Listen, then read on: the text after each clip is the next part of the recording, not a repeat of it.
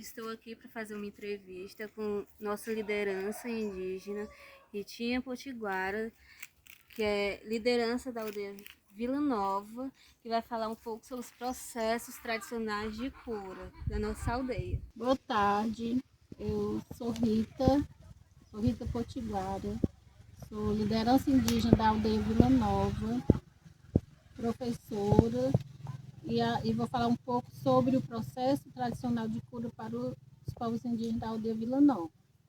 Assim, na minha concepção, né, o que a gente entende sobre o processo de cura tradicional, além da medicina tradicional, da espiritualidade indígena, saúde mental, eu entendo também mais como três elementos que se juntam, né? O seio familiar, alimentação saudável e o território.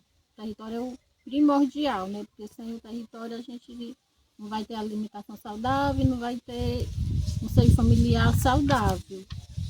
Mas assim, começando por o território. Porque o território é um processo de cura tradicional para os povos indígenas, porque o território é a vida para os povos indígenas.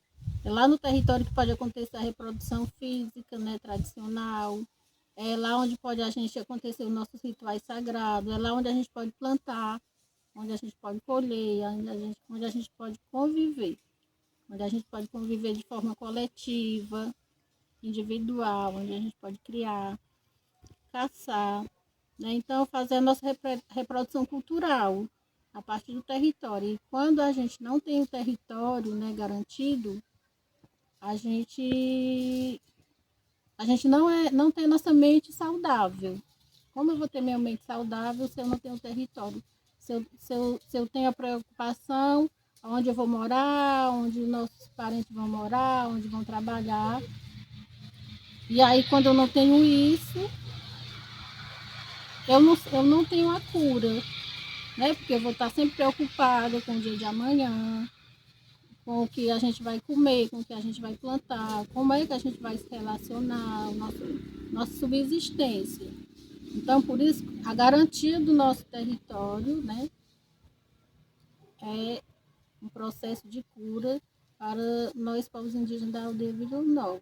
Porque quando eu tenho território, eu tenho a vida garantida. Então, eu estou curada, eu tenho uma mente saudável para a gente sobreviver, para a gente continuar na luta. O território é primordial para que a gente tenha todas as demais coisas. E aqui, como a gente vive no contexto urbano, a gente vive nessa luta constante, né, em prol da garantia do nosso território. E aí, quando a gente mora no perímetro urbano, isso é muito mais difícil. E aí a gente dificulta mais a nossa luta. Mas assim, nós somos fortes, né? A gente, junto com tudo, a gente vai conseguir, né, conquistar o nosso território para que a gente possa ter nossa vida saudável, né? A gente seja curada. E outra coisa é a questão da alimentação saudável. O que tem a ver a alimentação saudável com o processo de cura tradicional? Porque os nossos povos, né? Nosso povo que vive da agricultura, uma alimentação saudável, você vai fazer, vem de todo um processo, né? Ele vai produzir a sua alimentação desde a hora da organização do solo, né? A organização do solo, esperar a chuva, né? Das estações do ano, porque tem a estação de plantar, tem a estação de colher. E aí o agricultor vai plantar, e vai colher, e vai preparar seu próprio alimento sem veneno, por exemplo, né? E aí ele vai viver todo esse processo, e todo esse processo vai ajudar para a sua mente, né? Porque assim, você vai se sentir vivo de estar produzindo seu próprio alimento, e sabendo que essa alimentação é saudável porque você não utilizou o veneno na hora do plantio, na hora de colher. Então a alimentação é saudável, né? É limpa, é livre de veneno dos agrotóxicos e, além do mais, você ainda vive o ciclo todinho, né? Que faz se sentir vivo, que faz se sentir curado, porque é muito, a gente se sente mais feliz quando a gente mesmo produz, né? Quando a gente é o protagonista da nossa produção do nosso alimento. Então, isso o agricultor se sente feliz quando ele é capaz de plantar, de colher e se alimentar. Então, a alimentação saudável também é considerada para nós um processo de cura tradicional. E outra coisa que também é muito importante para nós, que nos ajuda a nos permanecer saudável com nós mesmos, curado da nossa mente, que pode até considerar como uma parte da nossa mente, né? Da nossa mente saudável, é a questão do seio familiar. Porque se a gente tem um bom relacionamento com as famílias, de toda a aldeia, de toda a comunidade, e com as nossas famílias, a gente é feliz, porque a gente consegue trazer o de melhor para todo mundo, né? Então, se eu me relaciono bem com todo mundo, eu vivo bem. E se eu vivo bem, porque eu estou curada, eu não estou doente. Então, isso também é considerado um processo de cura tradicional para nós povos indígenas, a questão do nosso seio familiar, porque a nossa família é o mais importante, né? O mais importante é o ser humano, é a pessoa. E aí, se a gente se relaciona bem com a comunidade, com a família, a gente é feliz. A gente é feliz, a gente é curado, a gente não é doente, né? Da questão do nosso psicológico. Então, esses três elementos, né? Alimentação saudável, seio familiar e o território, eles andam juntos. E aí, se a gente consegue ter isso no nosso território, né? Esses três elementos juntos, nós somos felizes. Então, podemos dizer que nós somos pessoas saudáveis e que a gente vive esse processo de cura tradicional sem precisar de um medicamento, né? Mas que isso contribui para o nosso psicológico estar bem, e se o nosso psicológico está bem, nós podemos buscar a saúde, né? Pode-se dizer que está com saúde e enfrentar todas as lutas que vierem. Então, era mais ou menos isso que eu gostaria de falar, né? Sobre o processo processo tradicional de cura para os povos indígenas da aldeia Vila Nova. Além de outros, né? Como já foi falado, sobre a medicina tradicional, né? Sobre a espiritualidade, as rezadeiras, o remédio da mata. Tudo isso contribui para nós, povos indígenas, viver bem viver, né? E era isso.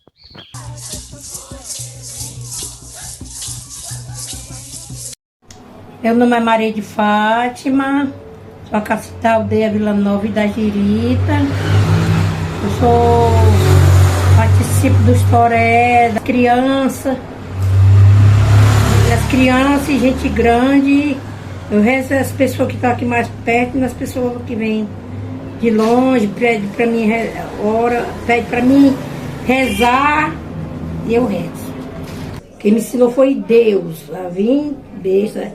Já vim com essa missão de orar, se apresentar às aldeias, né? E o ritual dos toré também. Graças a Deus, eu gosto muito da comunidade, gosto muito da aldeia, gosto do povo, professora, dos alunos, eu gosto de tudo. Merendeira, tudo eu gosto, tudo é comigo mesmo. Deus primeiro, depois dele. Eu pego a água, não, eu não pego, mando.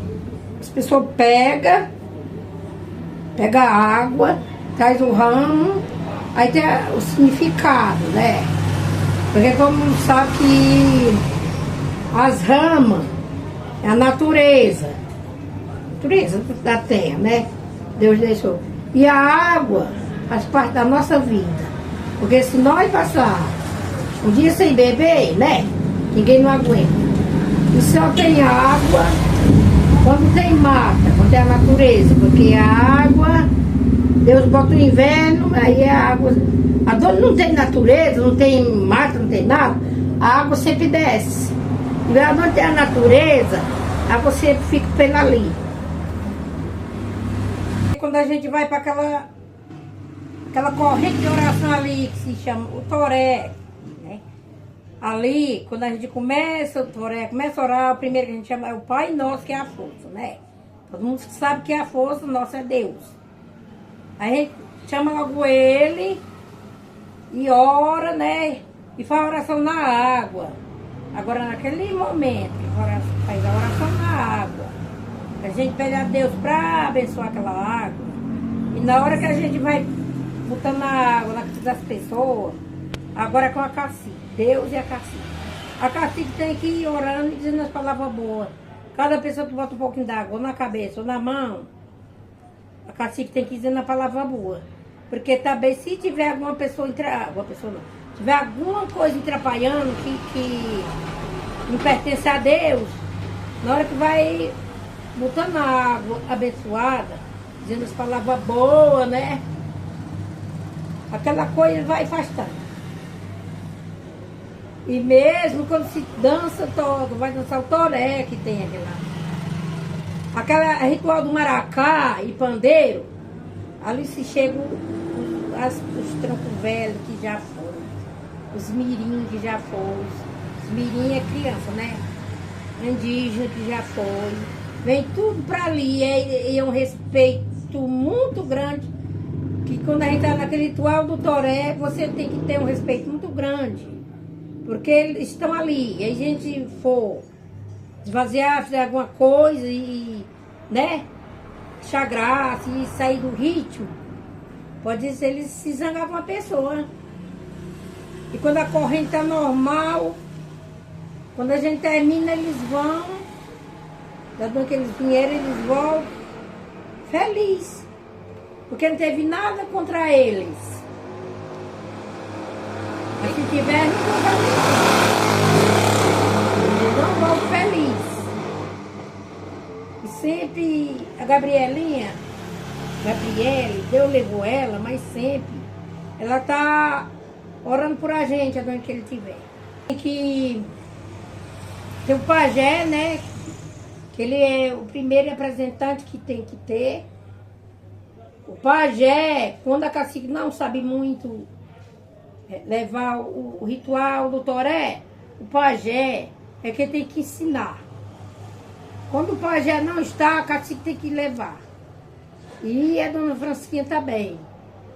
E as pessoas da aldeia que tem que ajudar a puxar o toré.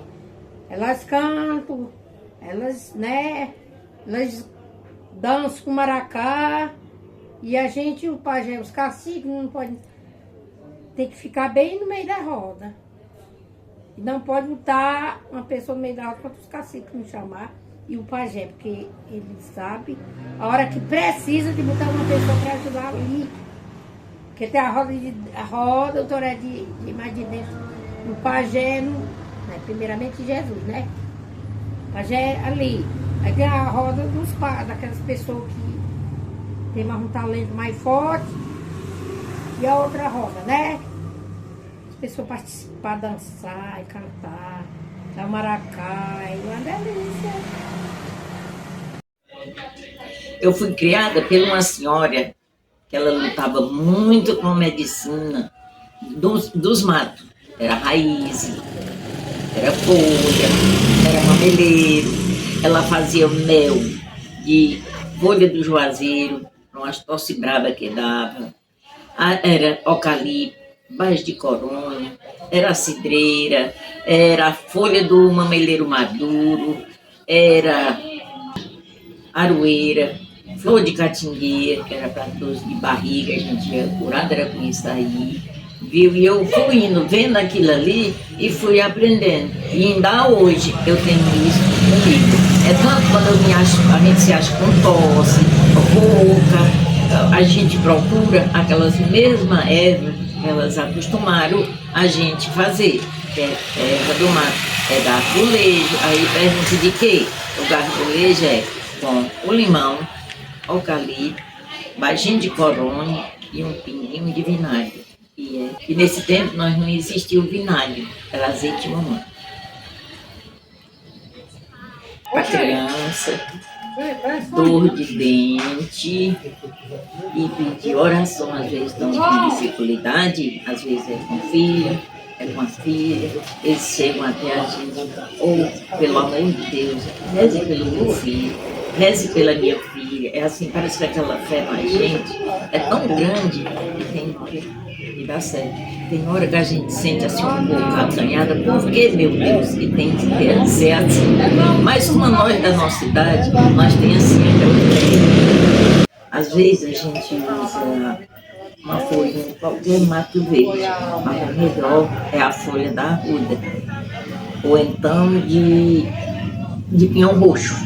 Quando a gente termina, chega a estar sequinho. E quando a dor de cabeça é muito forte, nós acostumamos passar um pouquinho de azeite na folha da mamona miúda, aí esquenta um pouquinho, coloca aqui na testa, amarra um paninho e manda a pessoa se deitar. Uma coisinha. Ai, mas é bom demais. Pimenta, na nossa época, nós raspava entre casca da aroeira, botava para secar em cima do fogo. Se tivesse uma trempe quente, a gente botava ali em cima, quando estava bem sequinho, a gente pisava, peneirava num pedacinho de pano de volta ao mundo, a gente lavava aquele firme mesmo, com rapa de joá, na capa você colocava em cima, chega ficava preto. A gente fazia assim uns 3 dias, que de primeiro não existia a tal diabetes, quando você estava sarado, mas era com aquela rapa preta do mato. Mas agora a medicina está diferente, mas a gente ainda continua lá usando nossas coisinhas que nós conhecemos. E queria muito que os mais novos tivessem questão de ouvir, porque a pessoa de idade tem muita coisa para passar para um jovem, mas só que eles não querem ouvir, eles levam como uma brincadeira, eles não acreditam que aquilo ali pode existir. A mensagem que eu tenho para deixar para todos os jovens que estão estudando, estão pelejando para ser alguém na vida, estão pelejando para chegar a um ponto melhor.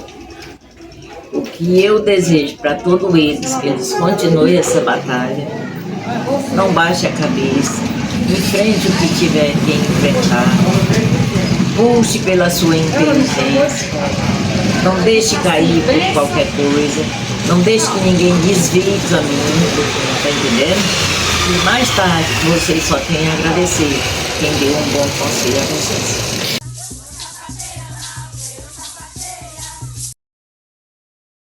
É Francisco Pereira da Silva, faço parte da aldeia Vila Nova, né? Por apelido é Chica Pinote. Porque esse apelido bateu em mim desde eu criança e eu venho lutando e nunca saio. Aí por isso que é isso. Aí me encontro hoje também com 71 anos, mas eu quero mais memória ainda, pedir a Deus mais memória, para eu dar mais entrevistas pessoal novo. Porque a gente aprende e a gente ensina. Eu, como eu não tenho saber de muita letra, mas tenho a sabedoria da mata, né? Eu aprendi com a minha mãe na mata, né? Eu vendo ela fazer os remédios, aí nessa época eu tinha 10 anos, aí sempre eu botava na mente as coisas que ela ensinava, né? Que era de remédio da mata, os remédios também caseiros que a gente planta, a importância das plantas medicinal, né? Porque antigamente não existia hospital, não existia farmácia, não existia nada disso. E eu me criei sendo tratada com as plantas medicinal da mata. É meu de repassar para a juventude, né? Porque a gente aprende e ensina. A gente nunca queira ter um saber só para a gente. A gente tem que repassar por mais novo. Quando a gente se for, a gente vai, mas a história fica em cima da pedra, né? Claro que pede é garrafado, né? Que a gente faz uma parte, os remédios que a gente planta em casa, né? E a outra parte da garrafada com os remédios da mata, né? No qual a aroeira, né, que tem, a jurema preta, que lá está um pé, que é tradicional esse remédio da jurema preta. Já tem se curado muita gente com a casca da jurema preta. Plantar em casa o endro, o alva-doce, o malvarisco, a, a corama, o capim, a cidreira. Isso aí são as plantas que já veio de geração em geração. Aí as das matas, a catingueira, a aroeira, jurema preta, jatobá, balso, barriguda, aquela outra planta que chama burana de cheiro. Tudo isso vai para a garrafada.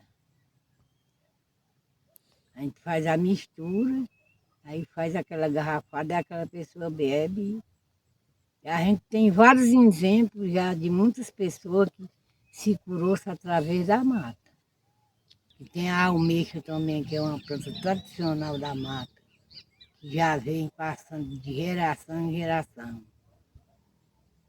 Por isso que eu tenho todo prazer de passar para a geração mais nova, porque quando a gente se vai, né?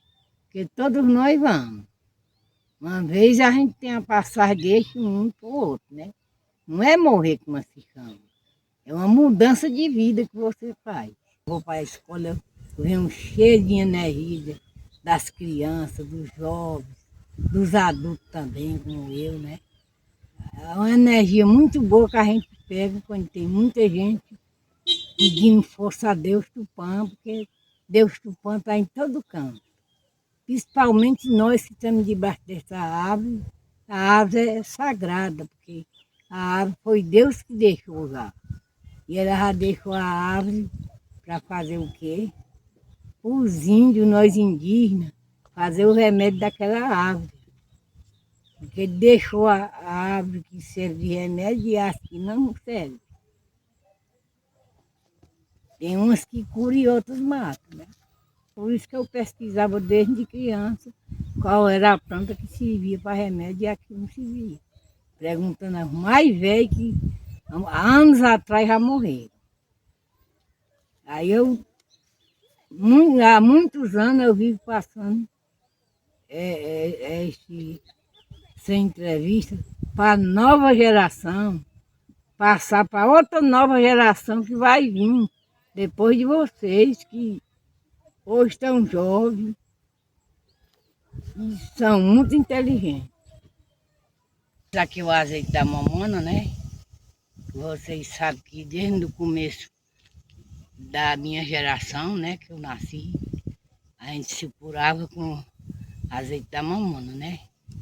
Quando uma mulher ganhava neném, que ela ganhava neném no interior, tinha a parteira, né? Aí o remédio da criança era o azeite da mamona, e da mulher também. Tomava o azeite da mamona a mulher e a criança. É a diferença que faz do hospital para o interior. No hospital dá uma injeção, né? Para a mulher se limpar. E lá no interior, nos interior que a gente mora, que é o azeite da mamona. E serve também para corte, tiver sangrando sério, para sarar ferimento. Para tudo isso é o azeite da mamona. Por isso que o azeite da mamona nunca sai do meio, por conta que foram os remédios que as mulheres que ganhavam menino usavam no interior, no meio da mata, que não existia médico. Nós mesmos não nascemos em hospital. Nós nascemos lá no interior, chamado Jacinto. Mundo Novo e Jacinto, que é um lugar que é emendado no outro. E esse daqui é a banha do Tejo, que a gente usou também desde criança, que é para gripe, para dor de garganta, a banha do Tejo. É usado se você tiver com dor de garganta, toma um pouquinho de banho de tejo, para ver se não passa. Não precisa você ir no médico. Até hoje, ainda me curo com isso. O azeite da mamona e com a banha do tejo. Tem várias banhas que a gente ainda usa. Eu nunca deixo de usar. Para onde eu vou, levo nas medicinas do mato.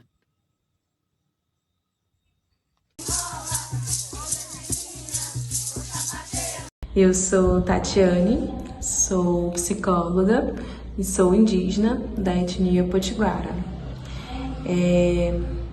A psicologia nos últimos anos, ela tem se voltado a discutir um pouco mais as questões de saúde mental das populações indígenas, mas nem sempre isso foi assim, deu dessa forma. Por muito tempo, a psicologia carregou um histórico, né, assim, de uma psicologia muito eurocentrada, ou seja, né, assim, uma psicologia que vinha de fora para dentro, né, assim, para ser aplicada dentro das comunidades. E a gente sabe que quando se trata, né, assim, das populações indígenas, a gente precisa levar em conta, a gente precisa considerar e compreender as especificidades étnico-cultural de cada povo, né? Então, é uma psicologia que precisa ser construída junto com os povos. E de um tempo para cá, né, assim, as questões de saúde mental, elas têm ganhado um espaço a mais, né, assim, cada vez mais a gente vê, né, dentro das comunidades esse tema sendo discutido como algo muito relevante, porque é relevante, né?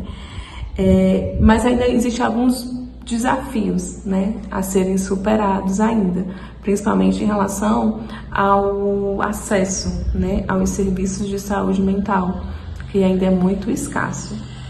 A gente vê poucos psicólogos, né, assim, dentro das comunidades, trabalhando essas questões de saúde mental para fortalecer essa identidade. E aí isso se torna ainda mais difícil, né? Um desafio maior a ser enfrentado ainda quando a gente pensa, né, nos indígenas que vivem em contexto urbano, como é o caso da aldeia Vila Nova, né? A gente vê isso como, por exemplo, o indígena, ao procurar uma unidade de saúde, ele é entendido como uma pessoa que ele não deveria estar ali, né?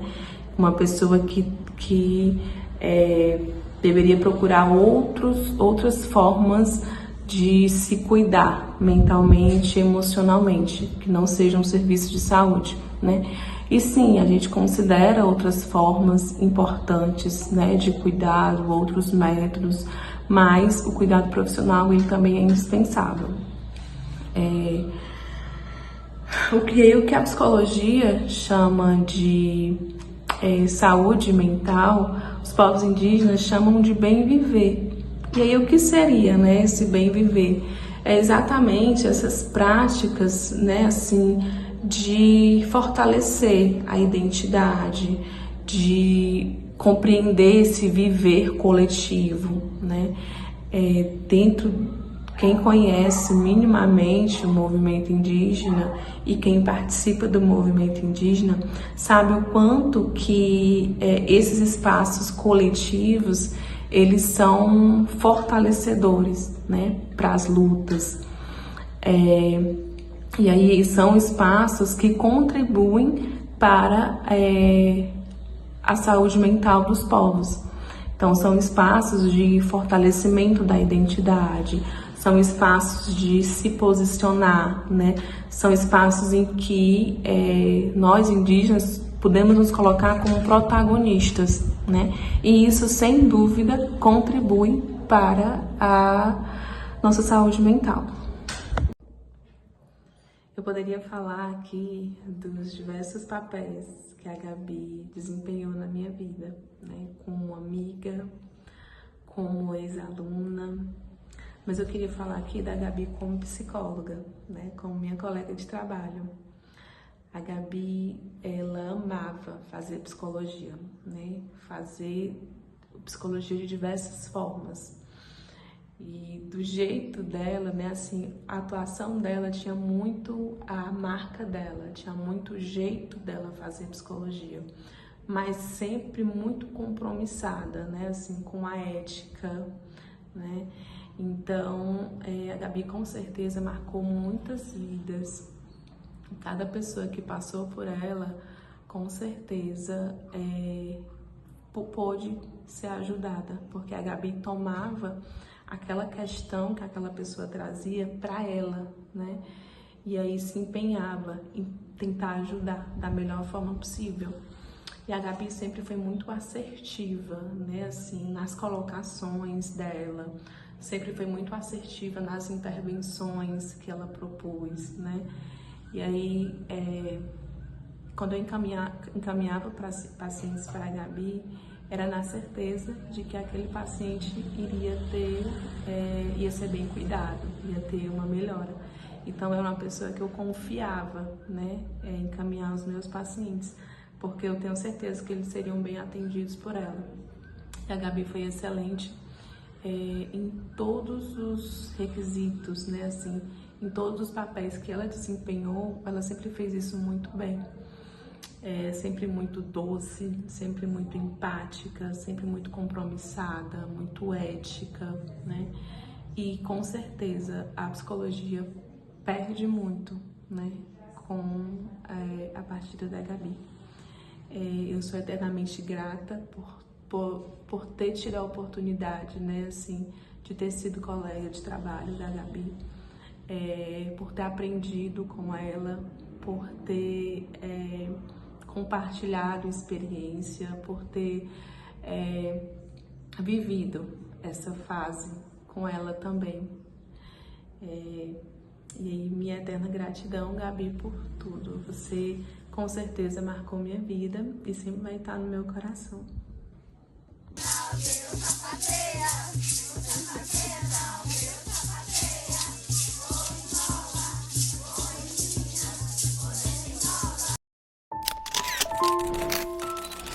Gabriele Potiguara, uma flor da juventude indígena, irradiava sorrisos contagiantes e inspiração.